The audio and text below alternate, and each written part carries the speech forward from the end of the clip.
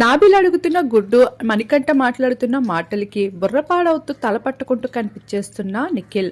అయితే ఇప్పటికే హౌస్లో ఫుడ్ కోసం డిస్కషన్లు జరుగుతూ ఉన్నాయి. ఇకపోతే కారం ఎక్కువైందని ఇక పైన అందరూ ఒకేసారి తినాలి, ఒకేసారి వంటగదిలో వండుకోవాలి, అంతేగాని ఎవరికి నచ్చినప్పుడు వాళ్ళు వండుకుంటామంటే కుదరదు అంటూ రూల్ అయితే నిఖిల్ పెడుతూ కనిపించేశాడు ఇక్కడ బేబక్కతో కలిసి. ఇక నాబిల్కి ఎగ్ని ఆమ్లెట్ చేసుకోవాలని ఉందని వచ్చి అడుగుతూ ఉంటే ఇక్కడ అవన్నీ కుదరవు, అందరూ ఒకేసారి వండుకోవాలి, అది కూడా ఈవినింగ్ అలానే మార్నింగ్ మాత్రమే, మిగతా టైంలో ఎవరికి నచ్చినట్లు వాళ్ళు వండుకుంటానంటే కుదరదు అంటూ బేబక్క నిఖిల్ చెప్తూ రావడంపై ఈ విషయంపై మధ్యలోకి వచ్చి విష్ణుప్రియ రియాక్ట్ అవుతూ వచ్చేసింది. బిగ్ బాస్ ఫుడ్ కి లిమిట్ పెట్టాడు కానీ గ్యాస్ కి ఏ లిమిట్ పెట్టలేదు కదా, మరి ఎవరి గుడ్లు వాళ్ళ దగ్గర ఉన్నప్పుడు వాళ్ళ గుడ్లు వాళ్ళకి నచ్చినప్పుడు వేసుకుంటే తప్పేంటి అంటూ విష్ణుప్రియ అయితే సరైన సమాధానమే ఇస్తూ వచ్చేసింది.